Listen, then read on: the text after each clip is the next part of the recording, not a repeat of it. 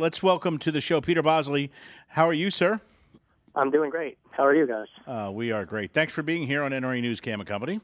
My pleasure. It's so good to have you on. So here at NRA News, we have our commentators, of course, that we're very proud of, and they put out some great products.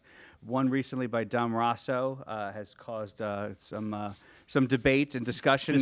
You might want to say on all sides, but mostly on the other side, about the idea of blind persons, sight impaired, or totally blind, whatever level you want to talk about, and using guns. Peter, you are both blind and an NRA certified firearms instructor, so I would imagine you are the perfect person to ask about this. Tell us how you feel about this whole discussion. Well, I think that there's a lot of mystery surrounding blind people because most people have never met a blind person. And if they have, it's probably been a very limited exchange where they don't really get to know them very well. And so there's some instinctive skepticism involved in someone that may think, oh, a blind person couldn't possibly handle a firearm safely. And some of that may be just legitimate ignorance. But I think in the case of gun control advocates, it's really they just don't believe anyone can be responsible with firearms. And we see this over and over with them. They don't trust people. But frankly, from the perspective of someone who's in this situation, I've had to draw my firearm in self-defense. When you need it really bad, and nothing else will do. And so, there's that. And the second part is it's really kind of insulting.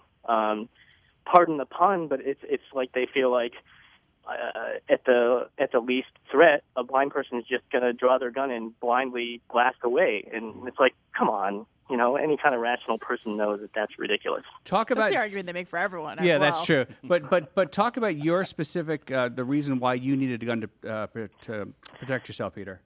A couple years ago, I work on a college campus, so I'm obviously, in Ohio anyway, not allowed to carry a gun on campus. So, I carry anytime I'm not on campus, anytime I'm not coming to or from work. Well, I had gotten home, and a little while later, it was starting to get kind of dark, and some guys came and knocked on my door, and they said, hey, we're with the Columbia Gas, which is our local gas company, and there's a leak in the neighborhood, so we need to check things out. And I said, okay.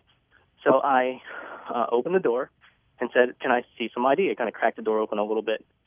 Well, these two individuals pushed their way inside, pushed me back inside my house. I kind of fell down against the wall that's behind the door a little ways, and they took a step inside saying, I don't need to show you any bleep ID. Wow.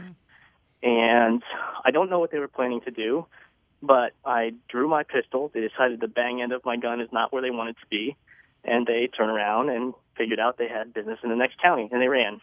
So called the police. They were there rapidly. They got there fast, but not fast enough to catch them.